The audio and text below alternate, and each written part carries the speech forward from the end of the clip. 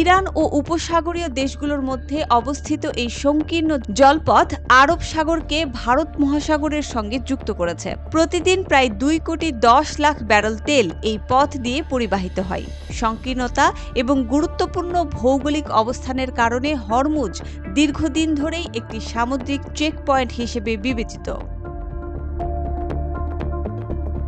এই প্রণালী বন্ধ করলে বিশ্ববাজারে যে অস্থিরতা তৈরি হবে তা বলার অপেক্ষা রাখে না। তবে ইরানও এতে ব্যাপক ক্ষতিগ্রস্ত হবে এমনটাই বলছে বিশ্লেষকরা। তাদের ভাষ্যমতে হরমুজ প্রণালী বন্ধ করলে বাধাগ্রস্ত হবে ইরানের রপ্তানি, বিশেষ করে চীনে তাদের তেল সরবরাহ মারাত্মকভাবে বিঘ্নিত হবে, যা তেহরানের জন্য এক বিশাল রাজস্ব ক্ষতির ঝুঁকি তৈরি করবে।